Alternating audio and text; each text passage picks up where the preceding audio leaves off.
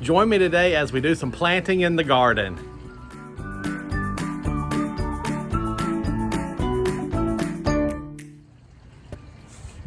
Hey there, what's up YouTube? Thank you so much for joining me today here on the Horticulture Geek channel. I'm Ray, and today I've got some fall planting that I need to do.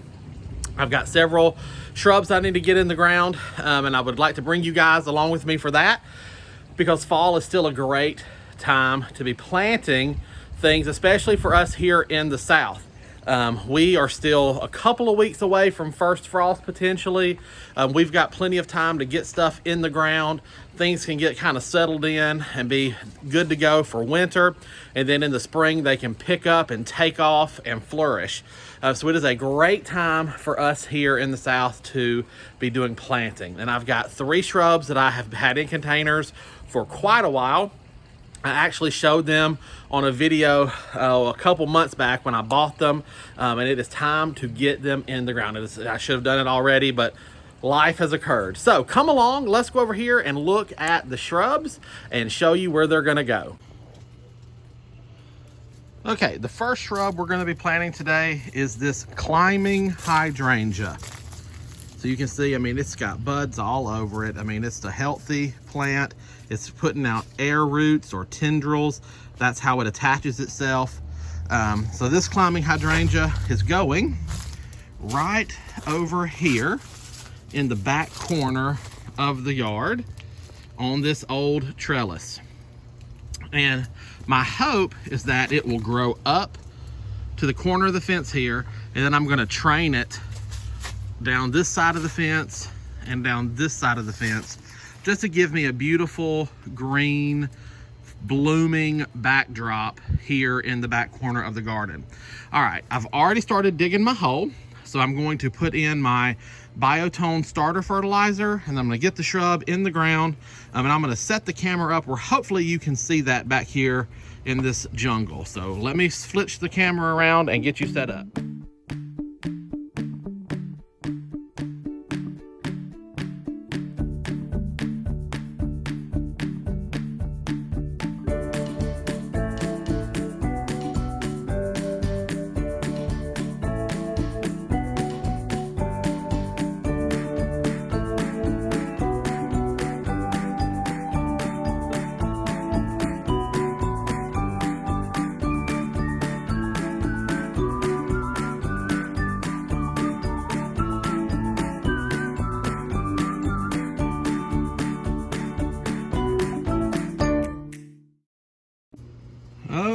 Okay, so we have got it in its hole. You saw me kind of get it in there, and I'm just gonna work it down, make sure I've got good firm contact, and then I'll come water it in. And as you can see, I've got a drip line that runs right by it. So, and there's an emitter hole right there. So I will be getting good water coverage to this. I'm gonna hand water it today, and I'll hand water it here for the next couple of weeks, just to make sure that everything is nice and settled in here with this climbing hydrangea.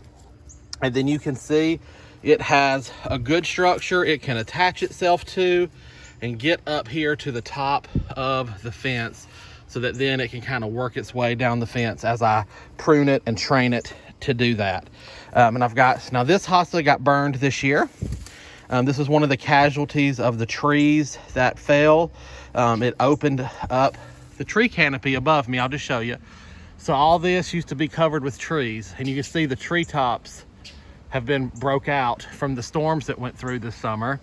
And so that opened up a sun hole that came and shined right here and burnt this hosta up right here. And this is Empress Woo, I believe is what this is. It's supposed to be one of the ones that gets really big. And it just hasn't gotten old enough to do that yet. It was on its way this year, and the sun just burned him up. So hopefully that will rebound in the spring and do much better. And then I've got another hosta planted here and another one there. So I'm hoping this area will just kind of fill in, and I may plant some other things as well. But this will be my star and my focus here to fill up the back corner of the garden. Okay, our next planting project is going to be these two right here. And these are blue junipers. And I'm going to be planting them kind of right where they're setting. There is a holly fern kind of to the side of them. And then I currently have a Bobo hydrangea right here in the middle.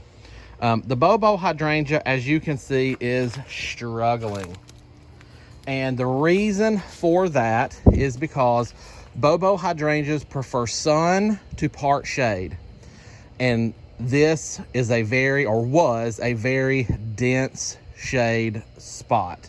And it will be again as these tree canopies grow back out and as I plant other things. So I'm actually going to be relocating this Bobo. I'm going to prune off all of the dieback and I'm going to relocate him. And I'm going to come back in hopefully with a little lime. This is a little lime hydrangea here. You can see all the blooms all over it. It did wonderful this year. So I think I'm going to replace a little lime over here. And I used to have another hydrangea there and it died as well. So I've really got, what I want here is hydrangea, juniper, holly, hydrangea, juniper, holly fern, another hydrangea. That was kind of the pattern I was going for. So I'm going to go ahead and get the junipers into the ground because they're going to be a wonderful vertical accent here in this area. And then we'll worry about the hydrangea later. So here we go. Let me get these holes dug. Okay, guys. So as you can tell, it is a new day. And it has actually been almost a week since I started filming this video. But we've just been working on some things here and had other things pop up. And I'm just now today to the point where I'm able to show you what happened when I stopped filming the other day. So what you just saw was me starting the process of planting. I was working on getting the creeping hydrangea into the ground. And then the project snowballed from there, and I decided to just go ahead and dig up some things and relocate some things. And so now I'm just going to take the camera over here and show you how everything wound up. Again, it has been about a week. So the hydrangea that I moved is not looking so good, but it wasn't looking good to start with. There's still hope for it. Everything else is looking great. So let's flip the camera around and go over here and show you what happened. Here we go. All right, so you can see back there that the climbing hydrangea has been planted. It's doing fine. It's already putting on fresh growth. That thing was ready to come out of that container. And then when we move right over here, I do have these guys planted, these cedars, and I went ahead and dug up the holly ferns and moved them in. They were originally where I planted the cedars, and so I just kind of scooched them in and got this arrangement put in place. And these cedars and the holly ferns never skipped a beat, and I even planted a heuchera right there in the middle. So that's kind of what happened here. Now, the hydrangea that I dug up was right there, and I moved him. And then there's room right here for another hydrangea. And I'm hopefully going to find, this is a little lime hydrangea. And I'm hopefully going to get one of those to put right there. And that way that will complete this pattern at this fence here. Let's go look at the other hydrangea that was here that I moved. All right, so here we have the hydrangea that was over there, and as you can see, it is not doing so well. It is definitely having some transplant shock.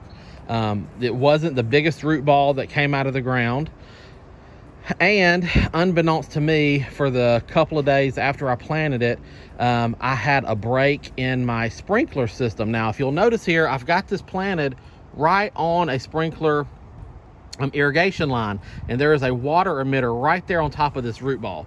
But unbeknownst to me, I had a break in my line, and so there was no water pressure, and so this plant did not get watered enough right after I moved it, which is part of the reason that it looks as sad as it does. If you've been with my garden channel for a while, I used to have a red dwarf nandina planted here. I dug that out. It wasn't my favorite plant in order to put this here. So hopefully this will survive and come back fresh in the spring. It's not dead yet, so I just may need to get some roots established, and hopefully it'll come back in the spring. This is a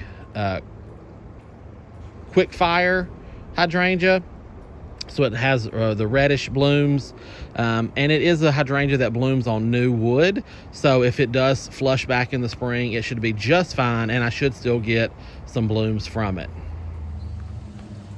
All right, so that's what happened after the cameras shut off. I did try to film some of the transplanting, but I lost that footage, so I apologize for that. I hate it when that stuff happens, but it is what it is. So you were able to see the beginning of this video and the start of the project, and now today I've showed you where it all wound up, what's going on. We've seen that we have a little issue over there with that hydrangea. If I lose that hydrangea, it's not the end of the world, but hopefully that thing will, like I said, survive, and next spring it can flush back out and thrive. So that's, fingers crossed, that's what we're hoping for. But if you are like me, if you're in a warmer part of the country, if winter has not hit you yet, now is still a great time here at the end of October to be transplanting things, relocating, moving things around, putting things in the ground that are still in their cheap nursery containers. It's better to get things planted. If your ground isn't frozen and you can still dig holes and work your soil, it's better, in my opinion, to go ahead and get things planted. Let them have the winter. They probably will survive better. If you are going to leave things in cheap nursery containers over the winter, you're just going to want to make sure to protect them. And if you have plants in containers, nice containers, if you're new to gardening, your rule of thumb is 2 zones lower than you. So I'm in a zone 7, so I would need to put things in my containers that are a zone 5, okay? So when you look at a tag, it'll tell you this plant lives in zone 5 through 10, okay? So that plant would work in my garden as a container plant because I'm a zone 7, 6, 5, so 5 would be the low end of what needs to happen in order to survive a container for the winter for me, because you have to remember, when you have a plant in a container, it's exposed to more cold and more winter elements, that root ball is, than the plant in the ground. So if you have plants out there that are unplanted and you have time, go ahead and plant them. If they are not going to be able to be planted, or if they're in a container that they will stay in, make sure that plant is 2 zones, rated 2 zones lower than where you're at, and it should survive just fine. If you've got plants that aren't in that rating category, you're probably going to need to protect those somehow. So moving that container into a sheltered location, or a garage or a shed or a greenhouse or whatever you have, make sure you're protecting those plants. The name of the game right now is get your stuff planted, brace yourself for winter, get your plants protected. I hope you've enjoyed this video. Hopefully you've learned something, or it's inspired you to get out and still work in your garden. If you have any questions or comments about today's video, leave those down below. And I sure hope you've enjoyed this video. If you have, please give me that thumbs up. And as always, from my garden to yours, I wish you all the best and happy gardening.